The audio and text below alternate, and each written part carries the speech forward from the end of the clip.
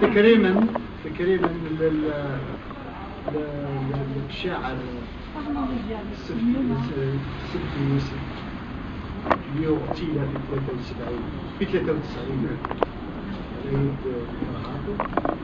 ترجم في المدرسة الوطنية للفلاحة Harrach. Ou un sociologue, c'est un sociologue de formation, poète aussi. Un homme de grande culture.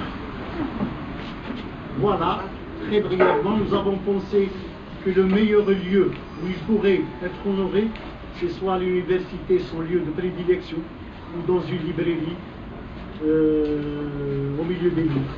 Nous avons pensé à vous inviter, vous, ses amis et autres lecteurs carrés, et autres patriotes de ce pays. Voilà.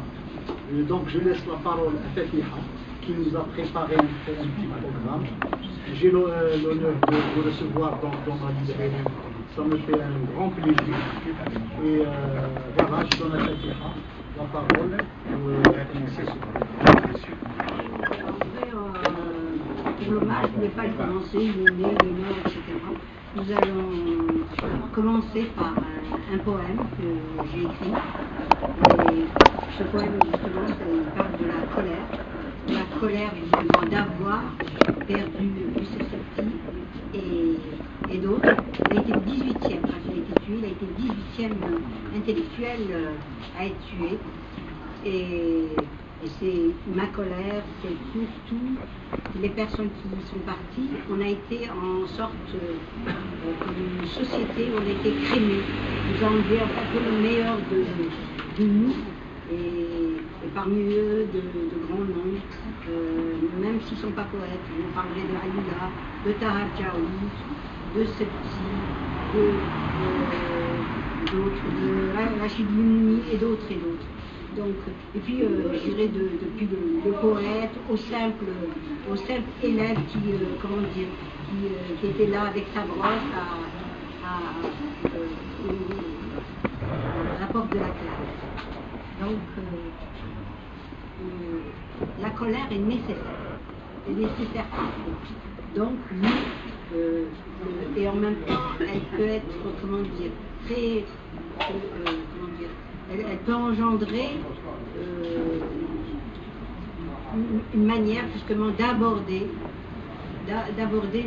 la vie autrement. Donc, poème pour s'aider. Ma colère. Ma colère escalade le trou profond de mon âme, bombe, balle, déchirant la nuit, mais aussi le jour, pour tuer nos défendants qui vivent dans leurs rêves. Ma colère est un tonnerre roulant le tambour, un tocsin qui assourdit les âmes juvéniles, arrête les cœurs palpitants sous les statues de cendres ensevelies sous le volcan de l'infini. Tous les diables, Méphisto et ses petits, se gavent de sang et crottent les os frères de nos fils à la tiare d'espérance. L'amphore de Pandore fracassée, tous les mots frayent ensemble, ajustant leur masque le plus effrayant. Je suis en colère comme jamais, ma tête fulmine d'étincelles ardentes pour en faire un incendie dévorant hier et demain. Le soleil franc, chaud, brûlant, gonfle le blé, mûrit la cerise, noircit l'olive et fait éclater la tige. On éteint la vérité comme la mèche d'une lampe pour nous laisser dans le noir. On m'amène un bébé, m'effaçant son sourire, sa bouche ouverte sur le sein, où le pleure encore. Les ombres croquent la lumière du zénith. Si la biais noire, la mort est proche. Si le blé est fauché trop tôt, son orgueil mis en berne, au lieu de pousser au-dessus de la mêlée des artistes. On bâillonne le rire des jeunes, en les décimant, pour les empêcher d'être adultes, écrasant dans l'œuf oisillon endormi. Ma colère est un moulin dont les palmes s'affolent, arrachant les lambeaux du ciel comme la pleureuse séjour. On prive le poète de mots, on lui brise la main, on lui ferme la bouche et lui rêve de son ailleurs tatoué dans ses yeux.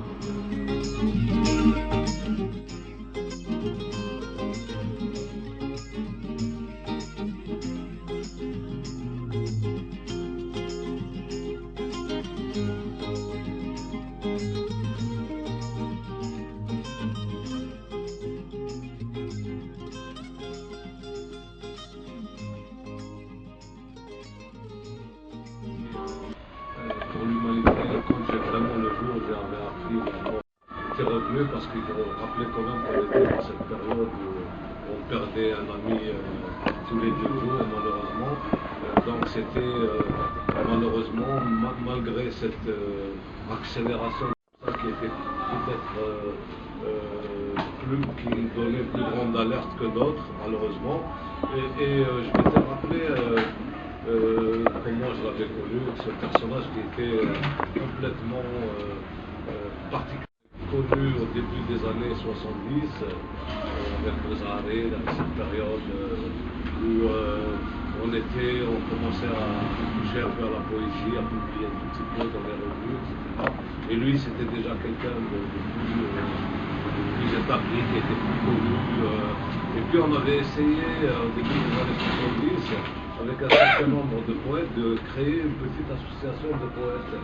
On était très naïfs, on était jeunes, et puis on se réunissait chez Shakib Hamada, qui habitait pas loin du CCF aujourd'hui, dans un immeuble. Là, il avait un appartement, on se réunissait, il y avait Jaoud, il y avait Iken, il y avait quelques-uns comme ça. Et on s'est dit, on va créer quelque chose, une association, machin, je sais pas quoi, etc. On avait un peu de l'ambition. Puis un jour, Youssef Septi vient, lui qui avait déjà un peu d'expérience, etc. Il a commencé à nous poser des questions pratiques. Vous allez faire quoi? Sous quelle forme? Comment vous avez étudié, etc. Il nous a complètement dératé, mais en même temps, il nous a réveillés d'une utopie. Donc j'ai continué à le voir comme ça, mais un peu de loin. Et la dernière fois que j'ai eu vraiment affaire à lui, c'était en 89. Le chef de Daïra de Lyon Talk, sur instigation de Ibrahim Slimane, avait organisé l'été 88 ou 89, je ne me souviens plus, une espèce de colloque sur la poésie. Et il y avait Youssef Septi, d'ailleurs il le raconte lui-même dans un article. Il avait voyagé avec le billet de Tarota. Il avait pris, il raconte ça, il avait pris l'avion avec un ticket qui était au nom de Tarotar, et puis il y a eu un problème d'avion, je ne sais pas quoi, et on a commencé à appeler M. Tarotar, etc. Et Youssef Septi avait oublié qu'il avait le ticket. Voilà, donc on est arrivé à, je vais aller vite, on est arrivé à Yom Tov, puis le programme, il y avait un programme de lecture de textes, d'intervention sur des sujets divers, etc. Et il y a eu beaucoup de personnes qui ne sont pas venues pour diverses raisons. Et Youssef était là chaque fois qu'il y avait un conférencier absent. On lui donnait 1 heure à l'avance, il arrivait à... C'est incroyable, il avait une force de travail incroyable, c'est pas grave, parce qu'on se réunissait pour organiser nos journées, etc. Et on constatait qu'un tel qui était attendu pour faire une conférence, etc., n'était pas là. Et lui, il suffisait de lui dire 2 heures à l'avance, il arrivait à faire quelque chose. Et je l'ai vu parce qu'on était on logeait dans un centre de formation, etc. Il ne dormait pas, ce type, il ne dormait pas parce que c'est lui à travailler. Il n'avait aucun loisir, nous de temps en temps on descendait à la mer, évidemment. Lui non, il allait travailler, il était tout le temps. C'est vraiment une force de travail. Et puis c'est quelqu'un qui était à la fois très tourmenté, qui se posait des tas de questions, etc. Et en même temps très optimiste. Je ne sais pas comment, il y avait une espèce de chimie comme ça chez lui, très particulière, qui faisait qu'il était à la fois, il s'interrogeait sur tout, il voyait le monde un peu comme le montre sa poésie, il voyait un peu du noir, mais en même temps c'était un militant politique, tout le monde.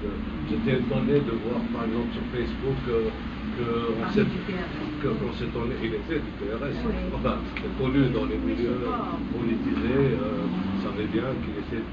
Mais même en tant que militant du PRS, c'était un militant un peu atypique. C'était un militant un peu atypique. Et puis, dernière chose, je me souviens il est resté des années sans être publié par la SNED, etc. Et le jour où il a été publié, c'était ce livre-là, L'Enfer et la folie. Il a été publié en même temps qu'Hamid al-Rawati et ils ont inversé les noms sur le. Ouais. C'est-à-dire que il y avait une espèce de malédiction comme ça qui faisait qu'il a attendu une vingtaine ou une trentaine d'années et le jour où il est publié, c'était vraiment en tout cas, moi je garde le souvenir de quelqu'un qui était complètement dans une espèce d'intériorité très développée, etc. Quelqu'un qui parlait très peu, mais qui avait une réflexion très intense, et en même temps quelqu'un qui arrivait à donner un peu de l'optimisme, puis on sait qu'il était c'était une passerelle entre les langues, puisqu'il écrivait en arabe et en français, il arrivait à passer de l'une à l'autre, etc. Et puis il était aussi,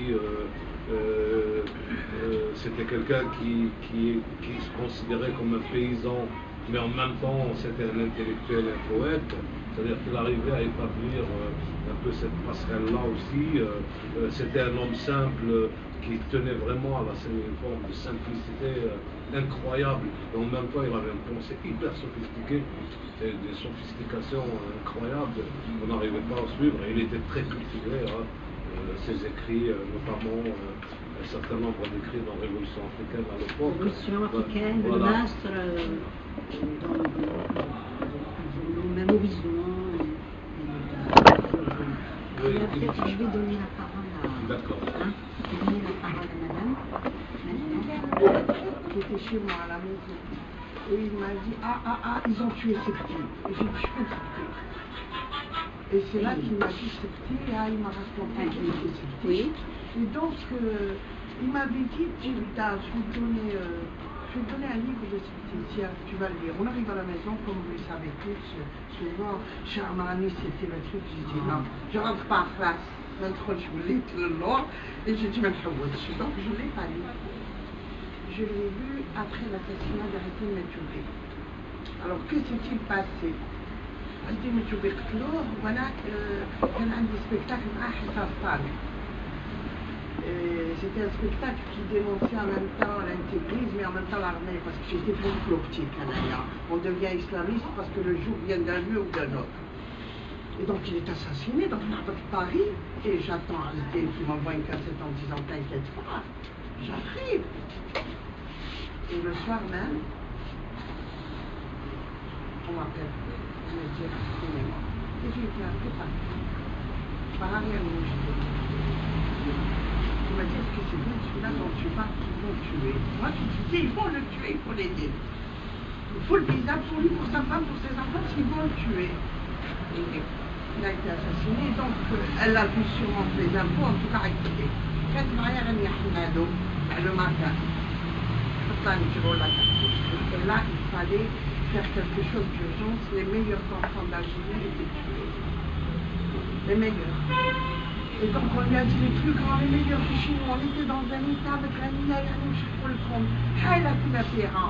Où il y a la rassemblée, il faut reconnaître l'effort de certains intellectuels et artistes français qui ont fait des pieds et des mains, mon Dieu, pour que les Algériens aient des visas, pour que les Algériens aient vite. Ça, il ne faut jamais l'oublier. Et donc, on est arrivé, il nous a dit, vous parlez devant les acteurs, il faut que l'opinion française le sache. Et donc, on était là avec Rania à expliquer ce qui se passait chez nous. Ça suffisait pas.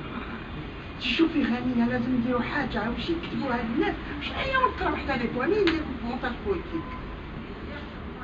Donc j'ai fait un montage poétique avec l'aide d'un certain Khalid Bennour, qui nous dit le poète. Et donc on a cherché, on a pris des poèmes de Septi, des poèmes de Djaoud, des poèmes كاع ودرناهم حاجة اللي enfin nos meilleurs écrivains حنا درناهم كامل اللي عجبونا ودرنا un très beau poème. Et quelque chose m'est resté là parce qu'il y avait Anissa Aslan, tu n'as pas parlé de mon fils et de mon mari. Je ne l'ai pas fait exprès. Elle m'a dit c'est une double. Elle est meurtrie. Et j'ai dit je te promets que la prochaine fois je parle. Mais là on n'a pas pensé à ça. C'était pas. Et donc là j'avais pris ce poème de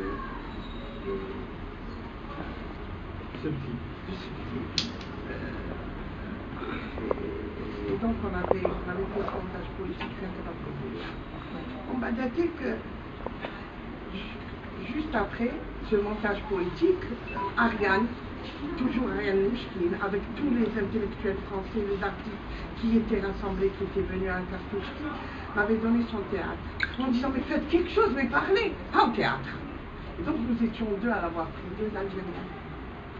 Il y avait Zmaïch qui avait fait en attendant dodo, par rapport à ce qui se passe en Algérie, vous dormez les Français. Et moi j'avais fait un couteau dans le soleil. Et un couteau dans le soleil, c'était par rapport à Sénac. Jean Sénac était pour moi, il est toujours un des poètes. Et donc il y avait ce petit latin, il y avait Hamid Tibouchi qui heureusement est encore vivant, il y avait Tabaché, et avec ces poèmes, nous avons fait un travail avec Pierre Isbeno, j'espère ne pas vous ennuyer, horrible. On a créé une pièce de théâtre avec un canevas, avec la mort d'Azdine à l'intérieur qui est annoncée à des acteurs, avec des poèmes. Et je me rappelle que c'est très important pour moi que Ariane Mouchkine, qui a vu ce spectacle, et beaucoup d'intellectuels français qui l'avaient vu, avaient dit « Ils écrivent comme ça !» Ceux qu'on assassine, ils écrivent comme ça, mais c'est tellement beau.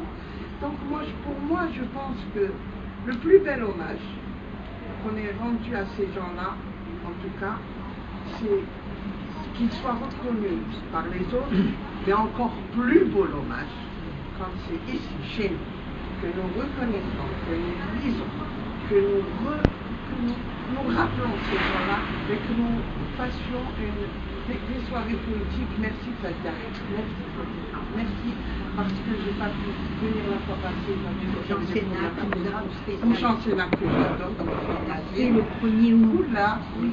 Et donc à partir du moment où vous avez commencé, s'il vous plaît, ne vous arrêtez pas.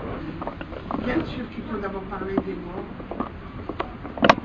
des victimes, mais aussi des... Jamal Amrani, sur Safia Koutou. Ah, bien sûr. Et alors, c'était un couteau dans le soleil en hommage à Sénac, et c'est moi qui l'avais appelé la première fois, Noun.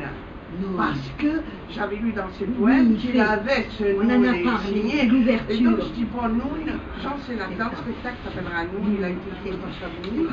Et donc Jean Sénac avait une, comme tous, je m'excuse de parler mais on ne peut pas parler de ces gens-là autrement, croyez-moi, surtout quand on les a côtoyés à travers leurs écrits. Parce que quand vous pénétrez quelqu'un, il vous donne son âme, quand vous pénétrez sa poésie, vous le connaissez mieux que personne, croyez-moi, vous l'aimez, vous êtes tous proches des poètes, et ceux qui les ressentent, qui les comprennent, qui les aiment, je pense qu'ils comprennent que c'est leur âme qui nous offre, et merci de me permettre de parler de ces gens-là, vraiment, très sincèrement, merci. Vont être présents et ils vont comme jouer un rôle quelque part. Nous avons commencé, moi je suis au Canada, mais je me suis promis que chaque fois que je viendrai, on fera quelque chose sur un poète, et au choix, ou comme on veut. Donc la dernière fois nous avons, je sais que dans mon absence, Fatah était quand même très, très animé, mais la dernière fois on a fait l'hommage à Jean Sénac le 1er août, le 30 août, le 30 juillet, nous avons été au cimetière. Nous avons, je me permets de mélanger parce que les poètes là sont des frères. Et ces petits, il était avec d'autres poètes comme Hamid Nasser Khoja et d'autres, ils étaient le peintre Denis Martinez, ils étaient comme les dauphins. On avait dit dans l'hommage à Sénac que justement Jean Sénac voulait former une certaine c'est-à-dire avec tous les jeunes, oui, certaines matrices, etc., pour que ces jeunes-là, bon maintenant qu'ils sont peut-être plus vieux que nous, et nous on reprend, et puis peut-être d'autres reprendront le relais. Donc ils étaient tous autour de Sénac.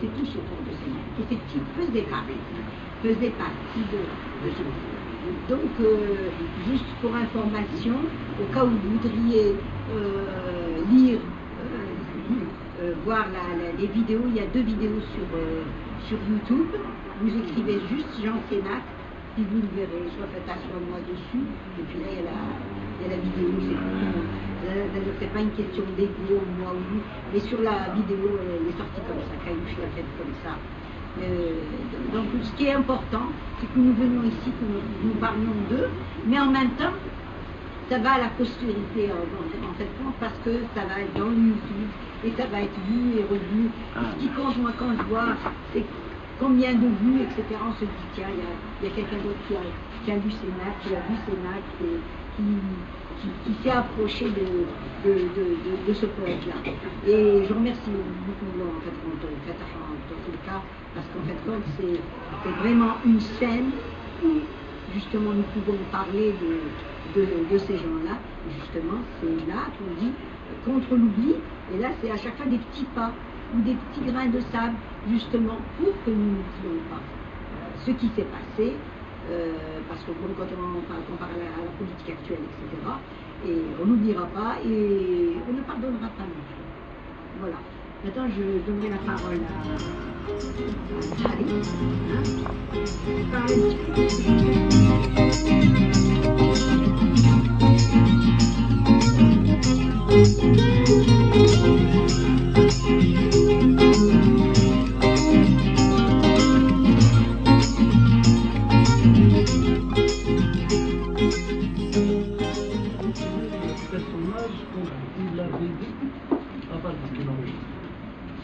Je crois que votre ami Medraf a très bien résumé ce qu'était Youssef Setsi à travers deux ou trois mots qu'il a utilisés, que j'ai retenus. Il a parlé de simplicité, j'ajouterais humilité, modestie, mais ça va ensemble.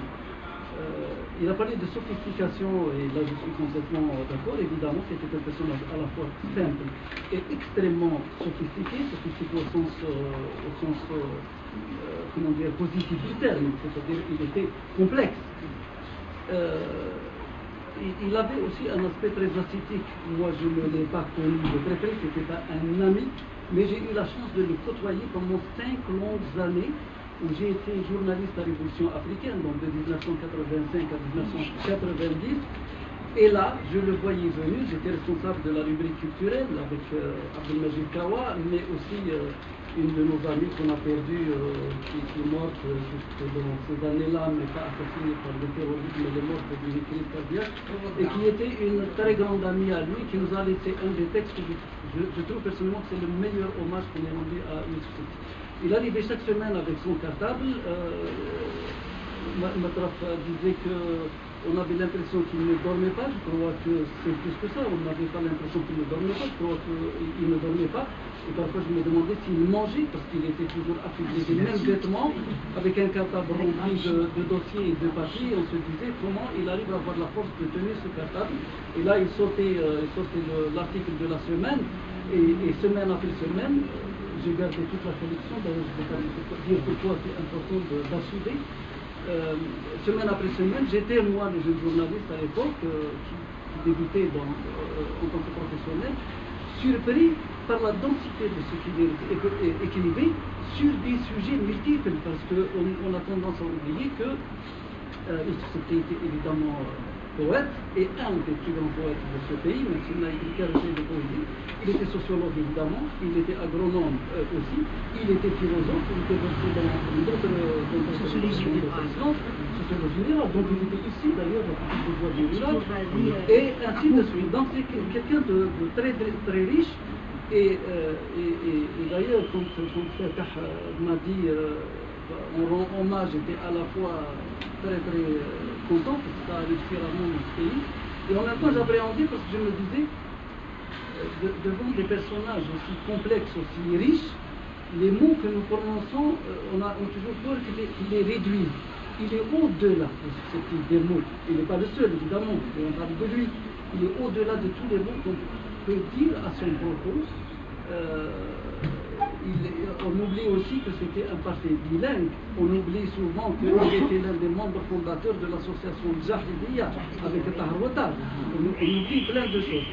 Et dernier mot que j'ajouterai, évidemment, chaque fois que je le voyais, chaque fois que j'échangeais avec lui, d'ailleurs dans les poésies de Djaya ou la Révolution africaine, je voyais, le mot exact qu'a utilisé Hersey, le personnage, le poète, tourmenté, extrêmement tourmenté, mais ça se voyait dans son regard. D'ailleurs, son recueil s'appelle L'enfer et la peur.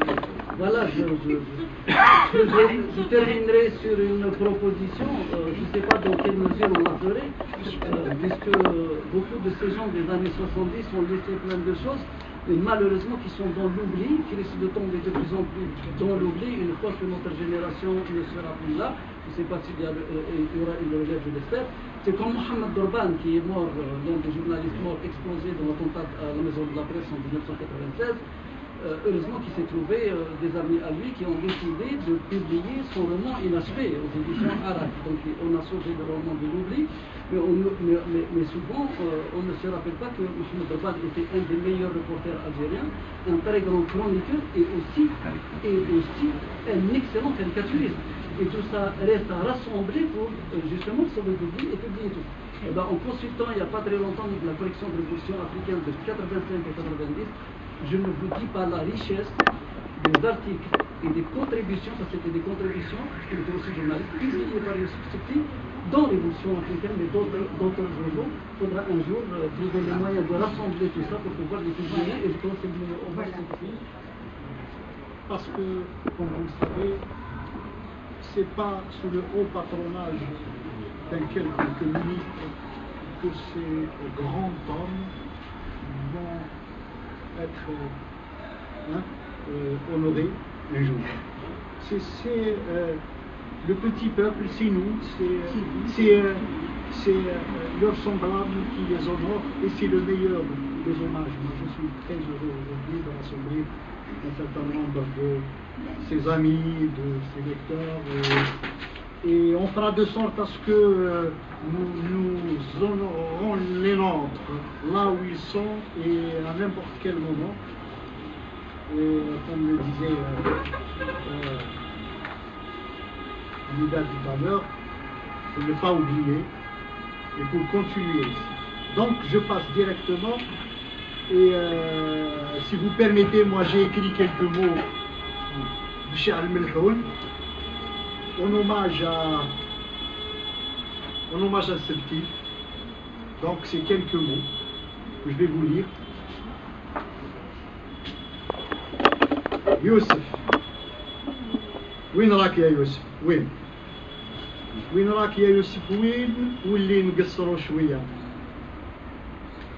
نقصروا على القصيد، نقصروا على القصيد اللي بقى في القرجومه كي يجوزوا عليه الحديد وعلى الحانو المعدومه، على دم الياسمين كي سال وحمر السما، ومن الساقيه طلع نشيد يعيط وين راهي يما،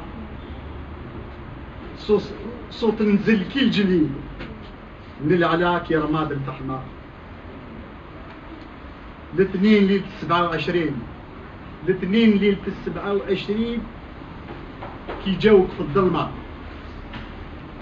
الوجوه من الثمين خايفين من نصفاي الكلمة. ديسمبر 93 فصلوا راسك من الغمة. وينك يا يوسف؟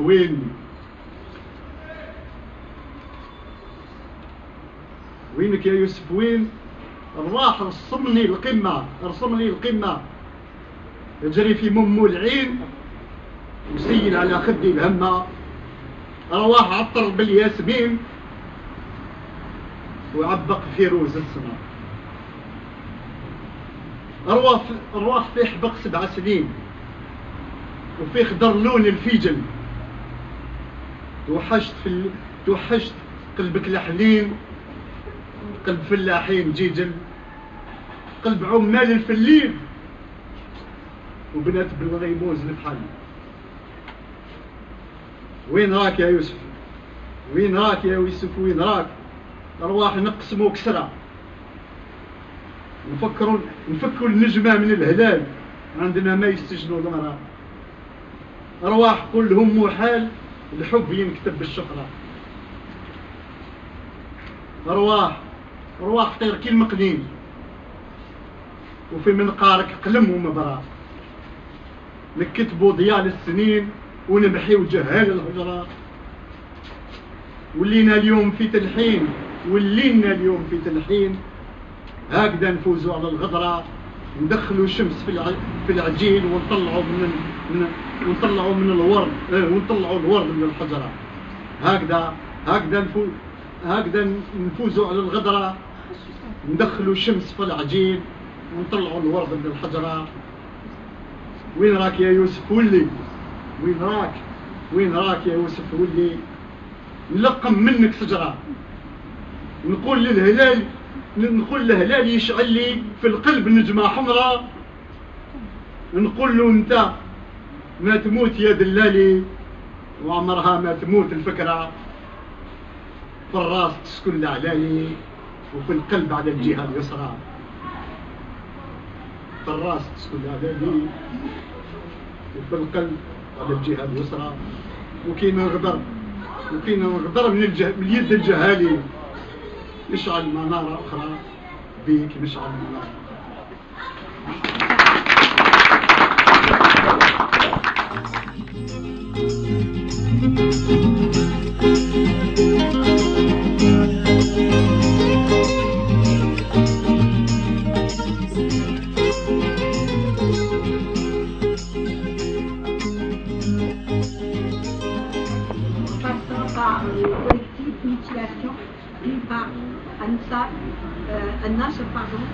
Du Horizon, Révolution africaine, en arabe et en français, fait partie de l'anthologie algérienne de 1950 à 87, avec l'enseignement. D'études ont été faites, voilà. Alors, beaucoup d'études ont été faites sur Sebti. Kamal Bahij, Youssef Sebti, dans l'Algérie actualité, le 11 décembre 1971.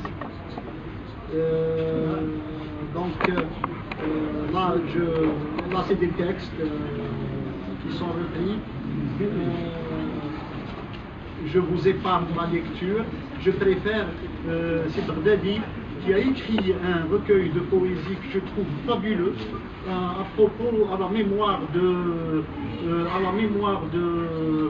de Boudiaf, et je voudrais qu'il nous lise quelques passages de sa poésie que je trouve très bien.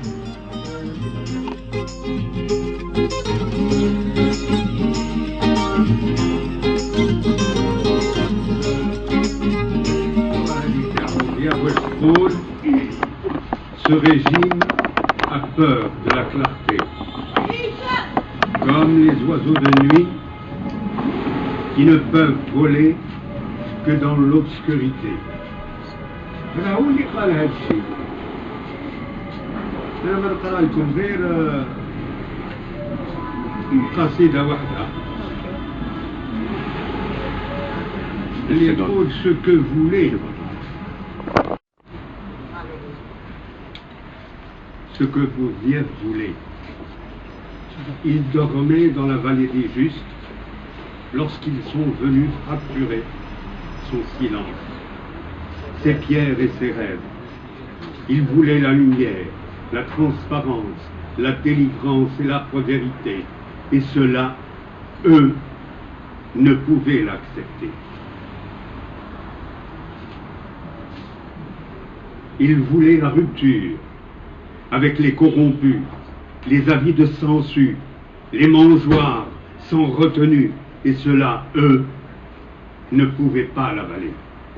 Il voulait à son peuple rendre les paroles profondes, les vérités fécondes, d'un élan solidaire, et lui ouvrir les portes d'une histoire détournée, de mémoires bâillonnées, de projets remisés. Il voulait son peuple rassemblé, l'Algérie avant tout, disait-il, et de cela, eux, ne voulaient pas en entendre parler. À tous nos jeunes Il voulait rendre le rêve obstiné d'un novembre dévoyé, de Tamazirt obstiné, comme les vigies d'aurore, à nos femmes piétinées, l'égal partage des bonheurs de la vie et des droits assumés, tout en marchant à l'amble, au cœur des libertés. À nos enfants, la tendresse d'un sourire, inventant l'avenir, un soir de lune rousse, à l'heure où les rêves leur poussent en leur monde de rire. Et de tout cela, eux ne voulaient pas en entendre parler. Ils voulaient la lumière, la transparence et l'âpre vérité des ruptures fécondes. Eux, cette lumière les aveuglait. Alors, froidement, ils l'ont assassiné. Merci. Un homme se présentera à votre porte, affamé, hagard et gémissant, ayant pour âme un cri. Tôt ou tard, quelqu'un blessé se traînera jusqu'à vous, vous touchera la main ou l'épaule et vous dira debout le secours, le juste. Tôt ou tard, je te le répète, quelqu'un viendra de très loin et réclamera sa part de bonheur et vous accusera d'un malheur dont vous êtes l'auteur. Toi, tes semblables, vous qui sabotez la réforme agraire, je suis né dans l'enfer. Je suis né dans l'enfer et l'enfer est né en moi. Et dans l'enfer, sur la haine, ce terreau qui flambe, ont poussé des fleurs. Je les ai senties, je les ai cueillies. Et en moi a circulé l'amertume. Et de moi s'est saisie l'amertume. Arrêt, souffle, onde, espoir, départ, recommencement. Amour perdu, amour dérobé, amour possible sur le chemin d'un recommencement, sur le sentier d'une lutte. J'ai bouché sur la folie et j'en ai ramené des ânes. L'enfer se continue, du brasier à la mer, de la mer au brasier, de la combustion à immersion. L'enfer demeure, les insurgés ont domestiqué la folie. Je vais me lever. Je vais me lever, mettre dehors tous mes vêtements, tous mes livres et mes cahiers. Je vais frapper ma tête contre les murs. Je vais me coucher sur le carrelage. Je vais m'inciser la lèvre. Je vais me crever un œil. Je vais sauter par la fenêtre. Je vais quitter ce poulailler. Je vais atterrir sur le jardin de botanique.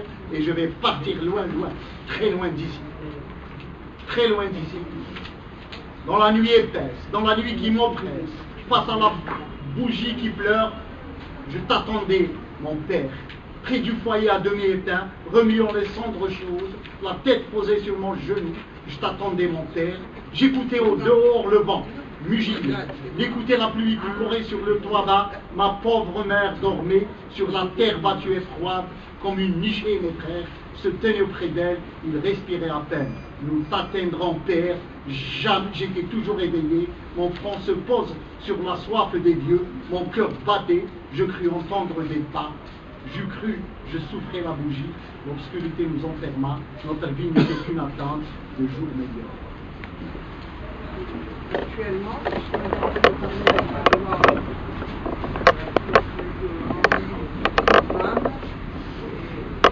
on avait parlé bien avant, quand c'était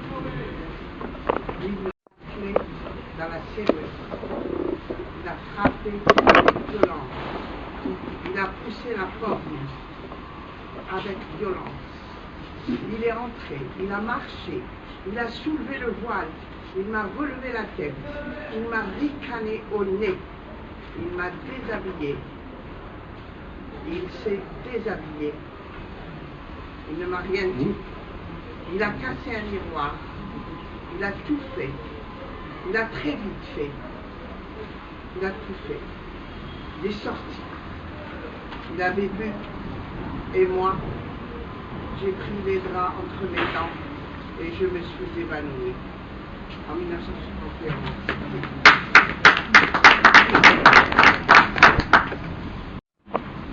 Il se peut que l'eau de l'intérieur déborde. Si l'on porte olivier tombe, qui recouvre de sa boue les terres, qui rejette de son ventre les poissons inertes, qui m'empêche de venir vers toi.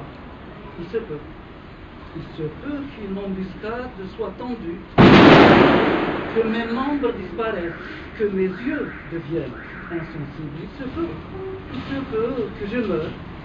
Rien n'est sûr. Tout est imprévu. Il se peut. Rien n'est acquis. Comme une bombe à retardement pèse sur nous l'incertitude, l'incertain. Ma foi pourtant la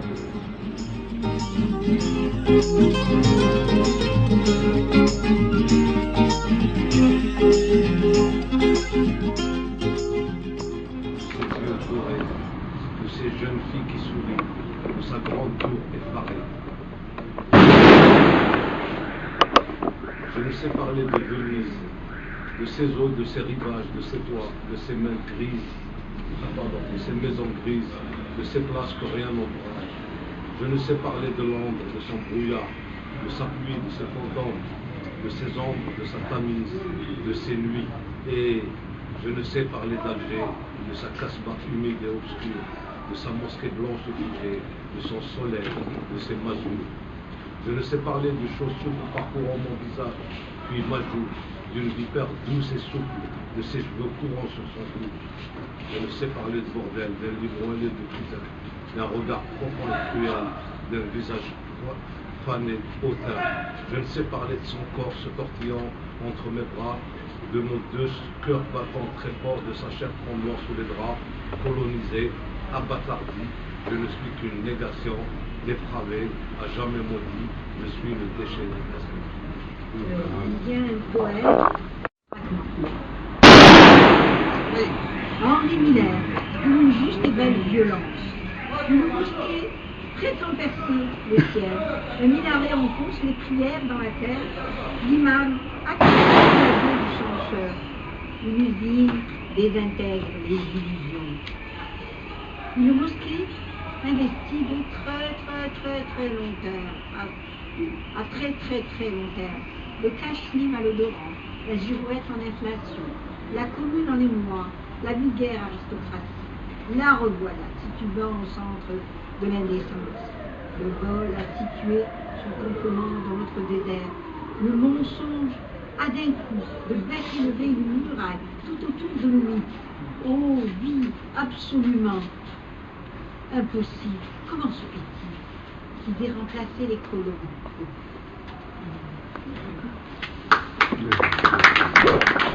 Il était venu un matin de juillet, les chiens aboyaient. Il faisait encore nuit. Le village s'était réveillé sans bruit. L'armée nous cernait. Chacun retenait son souffle. Chacun attendait des coups aux portes. 5 juillet 58. Et l'on commença, le soleil pointé à l'horizon. Nous sortîmes. Ma cervelle travaillait. J'ai inventé des maris pour ma tante. Je mariais mon père. J'avais 16 frères. Le deuxième bureau, les gendarmes, la police, l'armée, la pagaille, la merde. Ils étaient tous justes. Juste étaient tranquilles. Marais disait juste, mes profs éliminaient justice de France. Et la France était la justice. Celui-là avait pour nom juste. Est-ce faux, vrai, juste? Je ne sais pas. La frontière m'est inconnue. Où commence le juste? Où finit le faux? Seule la France pouvait.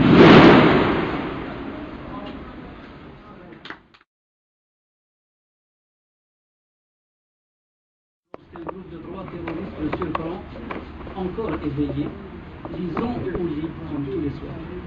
Le lendemain matin, un gardien, intrigué par la porte restée ouverte, entre chez lui et découvre le poète gisant dans une mare de sang sous une reproduction d'un tableau de Francisco de Goya, accroché au mur.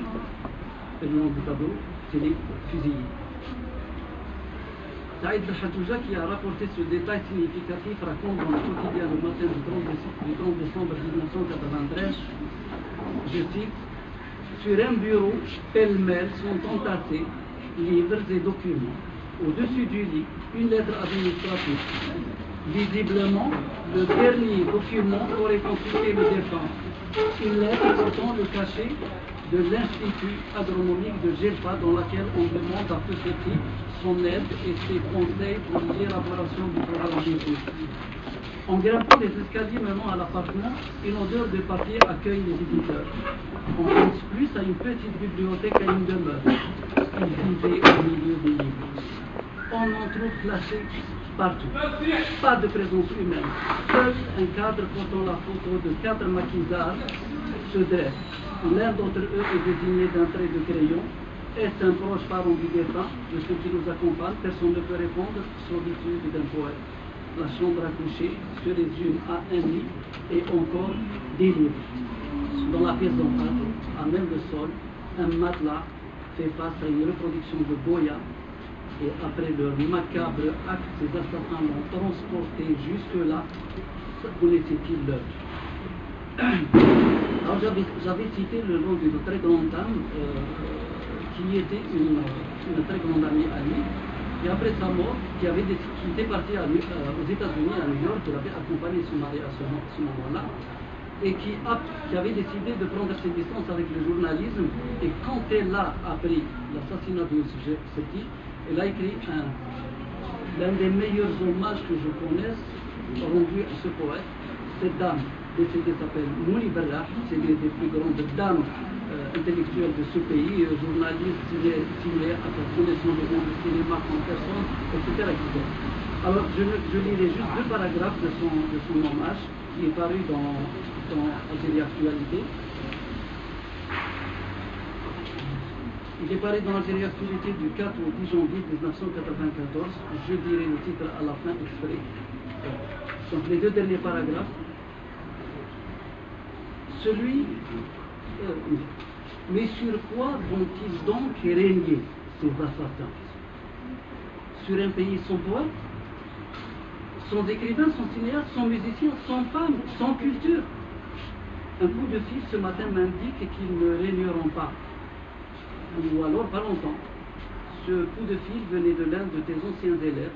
On ne se connaît pas, mais il m'a simplement dit: Feuchetti a été tué. Il faut faire quelque chose. Faire quoi, jeune homme? Je n'arrête pas de pleurer. Ça ne suffit pas? Alors au téléphone, il m'a lu les titres des journaux du matin à Liberté, de l'Ouatan à l'autre. Alors, tu vois, en vrac, le courage, la décence, le culot, l'insolence. Tu vois ce pays rebelle et insoumis, ces voix auxquelles on a coupé le salaire, le téléphone et le fax, mais qui continuent de crier. Ces femmes que l'on veut cloîtrer, mais qui chaque jour trompent leur journée pour dire leur colère. Ces hommes qui les soutiennent malgré les sarcasmes, leur mari, leur frère, leur père. Ces écrivains qui continuent d'écrire, ces cinéastes de tournée, cette cinémathèque de pourvoir à l'imaginaire, sont lesquels on a vite fait de rejoindre le règne animal. Tu vois ceux qui ont, dans la lignée du sourire de Ben Mehdi, décidé de ne pas vivre à genoux, histoire de pouvoir regarder leurs enfants dans les yeux, histoire d'opposer au crépitement des armes celui des machines à écrire, histoire de te dire que l'un de tes élèves a été à la hauteur de ton enseignement. Il n'est pas seul. Un autre que tu ne connais pas a accepté de porter un bouquet à ton enterrement, juste pour faire quelque chose. Ça en fait déjà 2. C'est pas mal pour un début. Sans compter tous ceux qui ne te connaissent pas, sans compter cette machine qui vient de reprendre du service, histoire de rappeler que du fond des temps, on se souvient du nom des poètes, jamais de celui de leur vie. Je donne du nom des poètes, jamais de celui de leur vie. C'était naïvement, c'était l'école. C'était un pilier de l'école. L'école a vécu, comme toute autre structure universitaire, des soubresauts. Je me remémore encore et j'ai encore à l'oreille ces interventions très pertinentes, d'une clarté, d'une sagesse, la sagesse que l'on retrouve que chez les paysans. Youssef Feuchetti était cela, c'était l'excellent pédagogue. Et quand je dis pédagogue, c'était pas l'enseignant qui venait pour réciter son cours, c'était l'enseignant qui savait poser la question, qui allait tourné, peut-être même des années durant, pour amener à réfléchir les étudiants. C'était donc celui qui semait le doute, celui qui savait faire poser les questions. Et ce qui était bien à l'époque, nous étions jeunes étudiants, c'était l'époque de la révolution agraire, nous avions nos panneaux d'affichage. Il venait là, le long de l'allée, avec son gros cartable, et il venait vers nous avec son petit sourire très fin, très beau, et qui faisait sa clarté. Et il arrivait en nous posant des questions, en nous amenant parfois devant nos contradictions. Et c'était sa manière de nous faire avancer. Donc effectivement, l'Algérie profonde a perdu cette vie. Nous avons perdu cette vie. Mais la bibliothèque centrale de l'école actuelle, qui est un trésor en matière de documents, d'archives, porte son nom. Donc c'est le moins que l'on puisse faire. Et c'est-à-dire que chaque fois qu'un étudiant franchit cette porte, qu'il va consulter un ouvrage quelconque et qu'il en ressort, c'est un peu de cette vie qui est entrée en lui.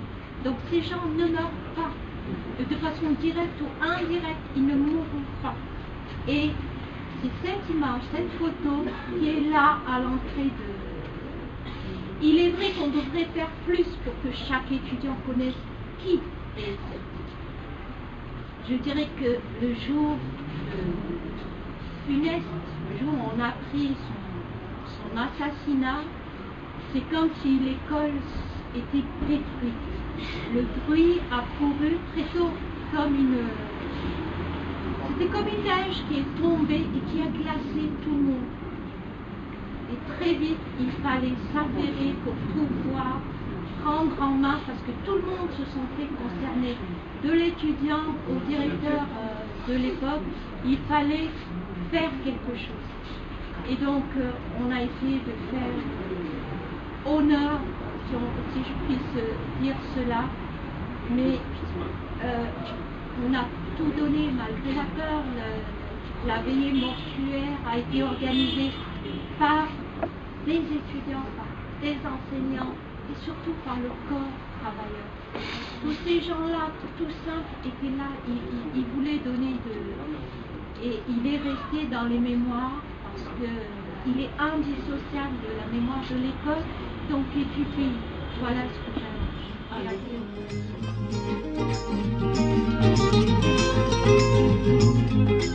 Il a écrit dans Révolution, Révolution numéro 723 du 6 janvier 1994,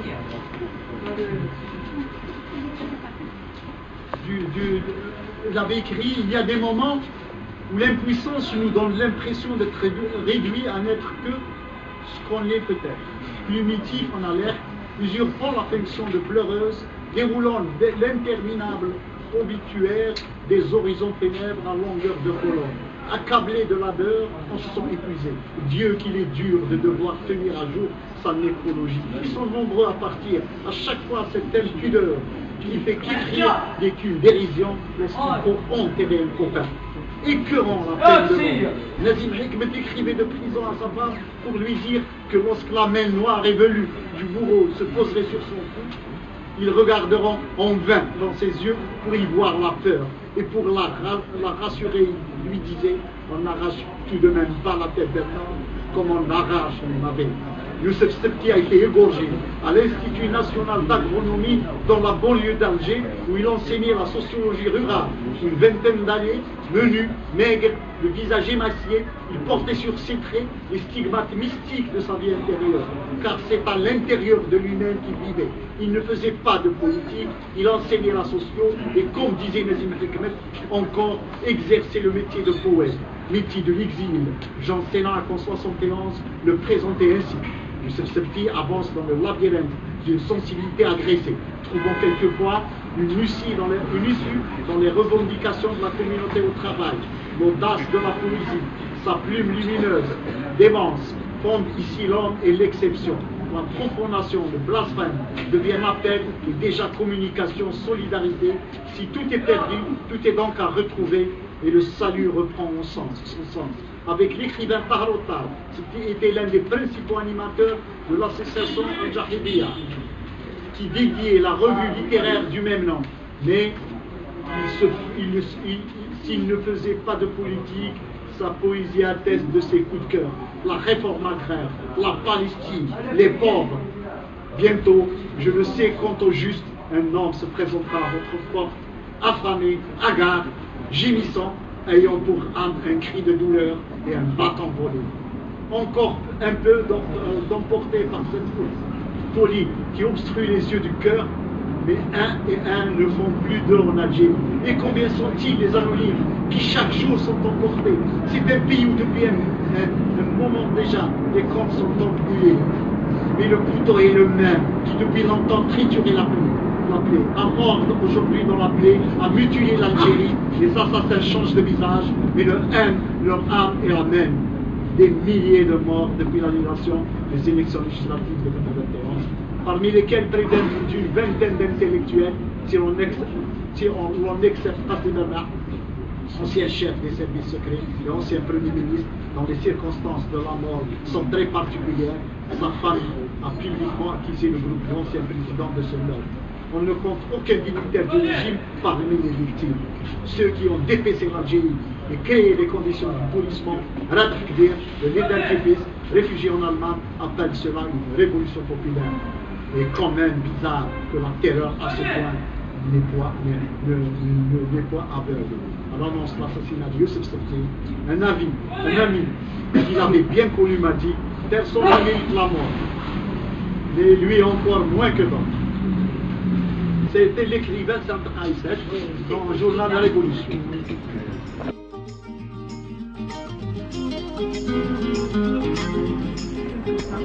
Donc je viens de découvrir avec vous et ça m'a complètement chamboulé.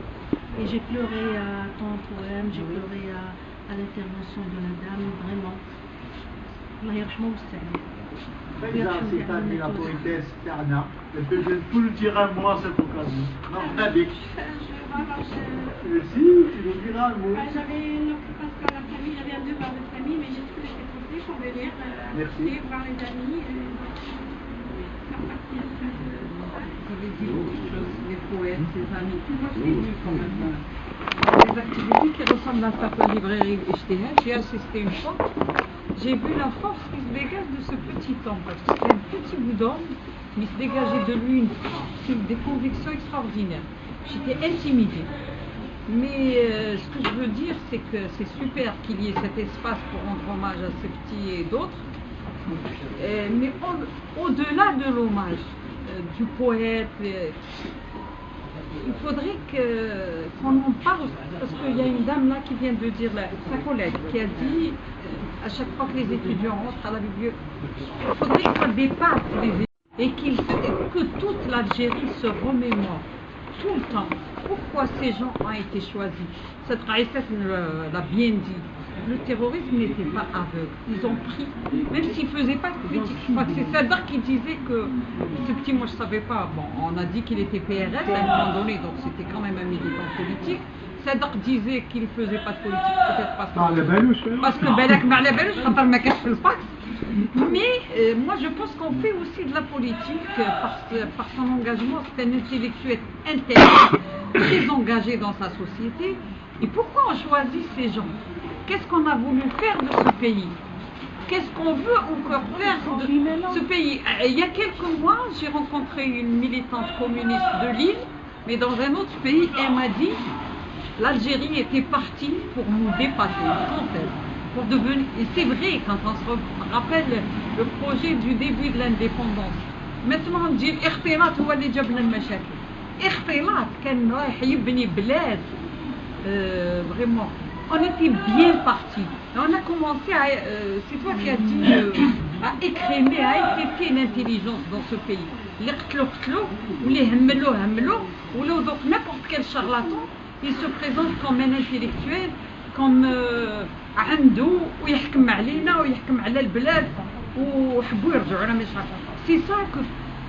C'est ça que j'aimerais que toute l'Algérie, tous les jeunes, vous savez qu'il y a des jeunes, par exemple, dernièrement j'ai eu une altercation, on me dit, قلت لهم هذاك اللباس ماهوش تاعنا ايراني. قال لي راكي غلطه، او هذا لباس جزائري عنده 20 سنه ما على بالوش كي 20 ans plus tôt ça n'existait pas ça. Et quand vous dites que Hassiba et ses semblables ont libéré l'Algérie, elle n'avait pas besoin de...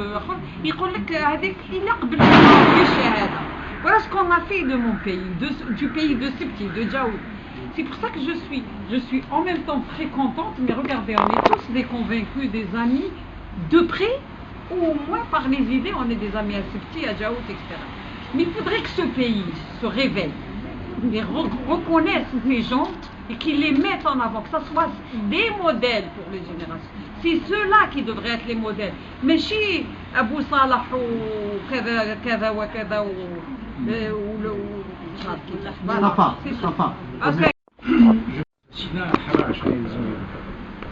Donc, il la pâte et on lui disait tu fais attention.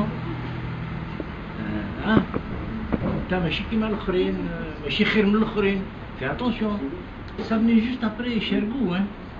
Chergou c'était en septembre et immédiatement c'était lui.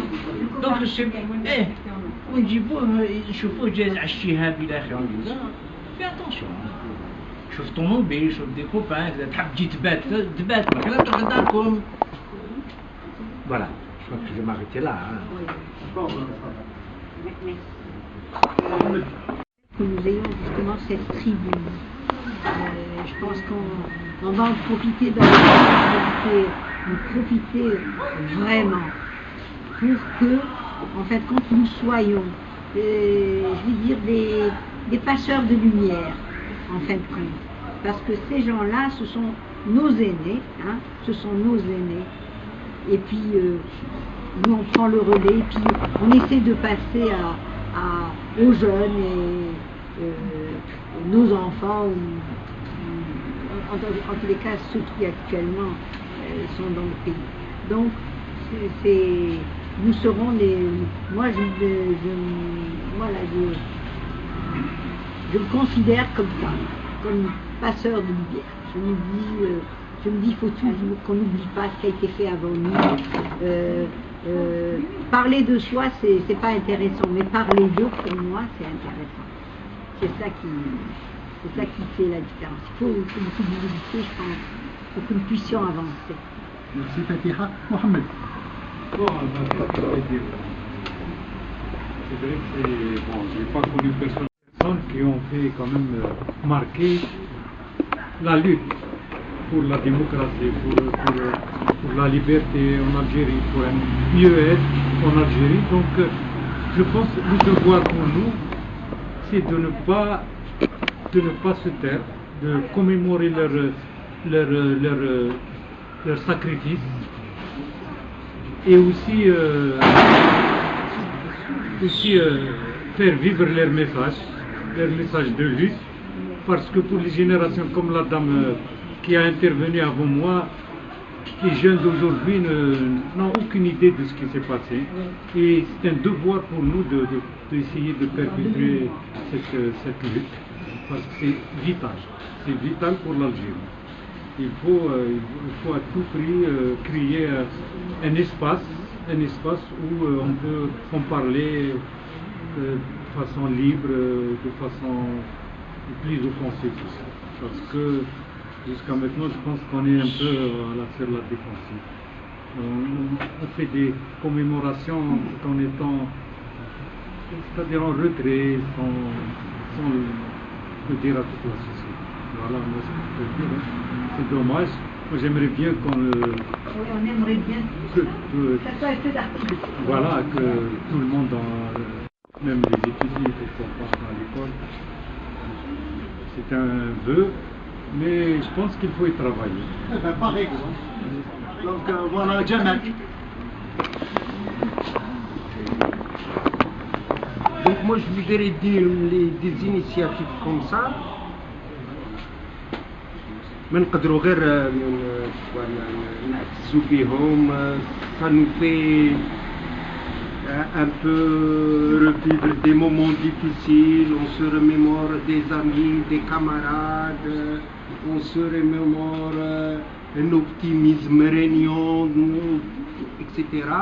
Je voudrais juste dire qu'il existe un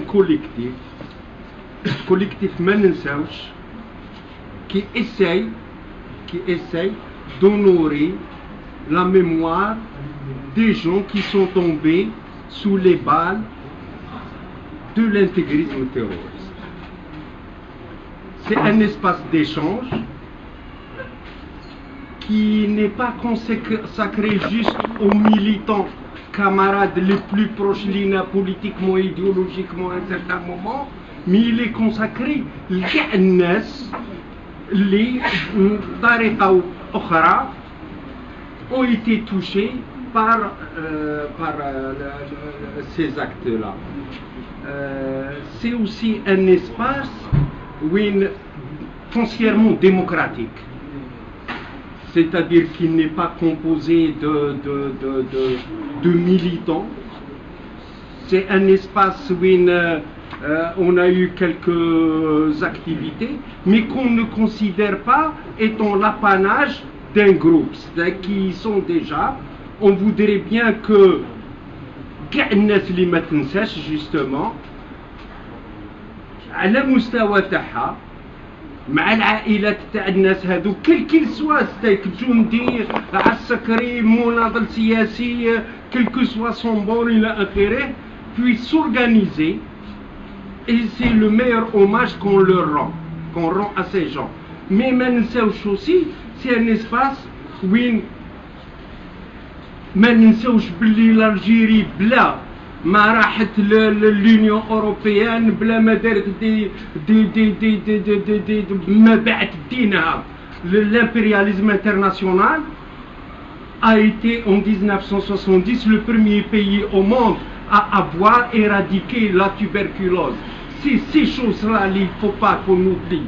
هادو الحوايج اللي ما نساوش بالرجال تاعها les moyens limités, mais il y avait le souffle de la révolution. C'est pour ça que je voulais parler d'optimisme. Je parlais d'optimisme au départ, parce que c'était l'optimisme. Nous étions indépendants. Et là, je rappelle, je voudrais dire que Manensauch est un espace indépendant, très indépendant.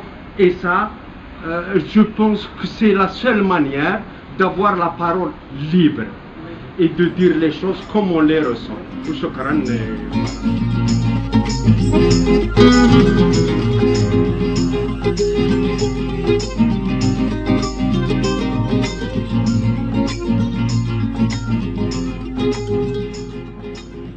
que nous, jeunes Algériens, je parlais de la génération 90 qu'on n'a pas connu, qu'on n'a pas vu vraiment le terrorisme à quoi ressemble, on a ressenti les lacunes du terrorisme après. On le voit aujourd'hui, comme elle a dit la dame tout à l'heure, quand on voit un jeune Algérien de 20 ans avec l'habit afghan, c'est pas notre tradition. Une femme avec la burqa, c'est pas notre tradition. Notre tradition, c'est autre chose. Nous sommes réunis aujourd'hui, c'est pour monsieur, cette fille, exactement, c'est pour monsieur Sikira Afmou. Elle a fait des bonnes choses. On espère faire aussi de même. Ce sera un fardeau très lourd à porter. Mais on espère faire ce qu'il a fait, au moins le cas de ce qu'il a fait.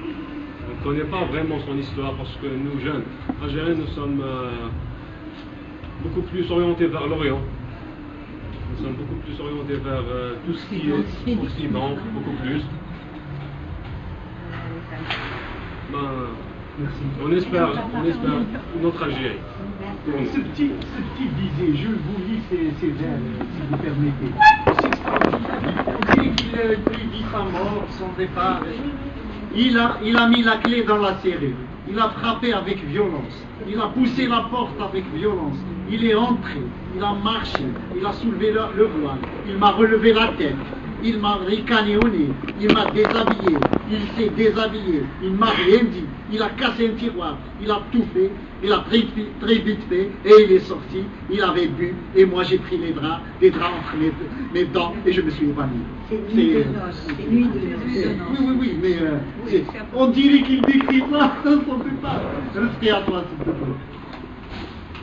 Moi, je voulais juste dire un petit mot pour finir sur la transmission, c'est-à-dire sur ce qu'on doit faire de l'héritage de cette fille.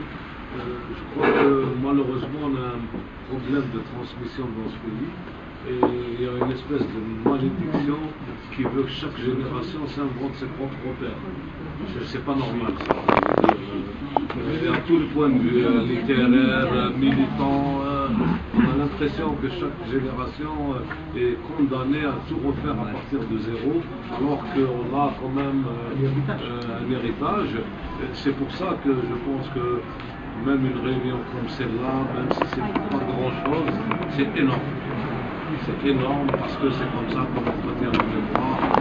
Après, c'est chacun dans son travail quotidien, etc., d'essayer de transmettre tout ça, parce que ce petit c'est un poète, c'est un militant, c'était quelqu'un qui participait de la vie culturelle, intellectuelle, etc., des années importantes dans la construction de ce pays, mais c'est aussi quelqu'un qui nous a aidés à nous construire, et ça ne s'efface pas.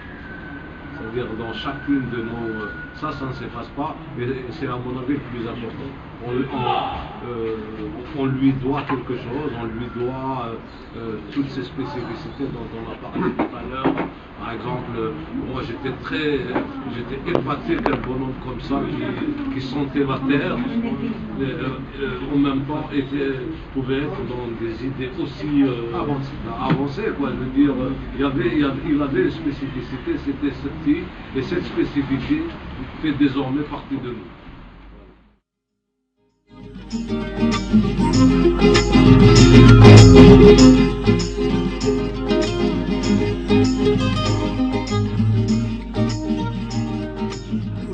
الجانب الروحي نتاع سبتي خاطر تخدم له تبقى دائما النظره نتاعو هو واقف هكذاك عنده واحد الوقتيده نتاعك كانت مترابطه مع هذا. تكلمنا شويه عن الجانب الروحي، خلينا ندخلوا شويه بالجانب الكويتي، الجانب الشعري. C'est très difficile de parler, mais je ne l'ai pas connu en tant que comme ça, donc c'est beaucoup plus des lectures et des rencontres comme ça fortuites ou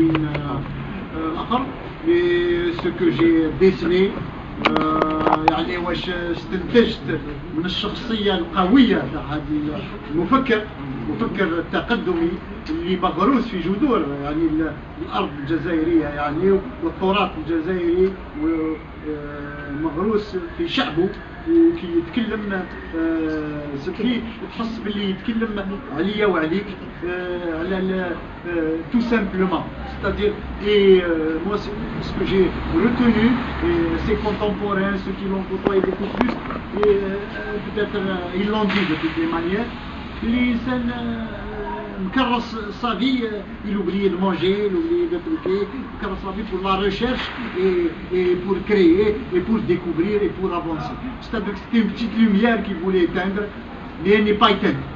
C'est tout ce que je peux dire. يعني أنا نظن باللي ولاد الجزائر من هذا النوع من هذا الطينة راحوا مثل علولة ومثل المفكرين الآخرين، وإحنا الواجب علينا قصرنا في حقهم، وواجب علينا يعني كي نقدروا نديروا حاجة هكذا كما قال رزقي ولو صغيرة، mais je vous assure qu'elle a son importance. Parce qu'aujourd'hui, on a les médias. Aujourd'hui, on filme un événement comme ça, il devient planétaire. C'est-à-dire qu'on a 10 ou 15 ou 30, mais on le passe sur YouTube, c'est des milliers de personnes qui peuvent le voir. Et c'est ça la mémoire des gens comme ce petit et bien d'autres. Un jour peut-être que nous allons commémorer d'autres personnes, d'autres écrivains et d'autres penseurs. Je vous remercie, je laisse le soin Fatiha qui a préparé cet événement qui doit conclure. كيف يمكنك صديقي أن تتكلم عن الجانب الروحي ليوسف سبتي وهو كان روحا بأكمله؟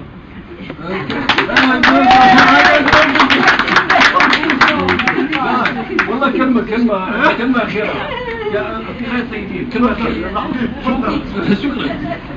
شكرا والله وجهك طيب وانت أطيب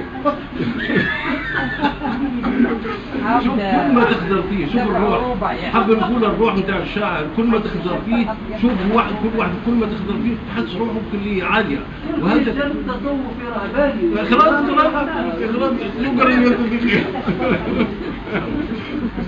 Une proposition que je mets sur la table, qu'on puisse alterner entre un vivant ou une vivante et un défunt ou une défunte. Oui, oui, ça serait bien. Il ne faut pas qu'on se spécialise dans ces trucs-là parce que, bon, ça va devenir macabre. Hein. Oui, absolument. Regarde, la poésie c'est la vie. La poésie c'est la vie. Qu'on puisse alterner, sans que ce soit mécanique, sans que ce soit arithmétique, 0 ou 1, sans que ce soit binaire. Hein, voilà. L'essentiel c'est qu'on puisse au moins associer des vivants et peut-être que les vivants, ils peuvent s'inspirer des fois de poètes décédés, de poètes partis. Donc si c'est ça, ça ne sera que plus enrichissant. C'est comme ça. Bonne idée. Dans les attentats, c'est le 5 janvier, de la disparition. C'est le 5 janvier. 5, 6. C'est la nuit du 5 aussi des gens. On peut faire un truc autour de son anniversaire. Ou après, je voulais vous dire qu'avec Aïcha demain. Non, cette Aïssa mérite aussi une. Je voulais vous dire que demain, nous allons à Housebourg justement commémorer le 20e anniversaire de la mort de M. Sellani. Voilà, nous allons aller sur. Je crois que toutes les personnes qui sont là sont intéressées. Voilà, les gens qui sont intéressés. C'est-à-dire que. Merci pour tout merci, je vous remercie.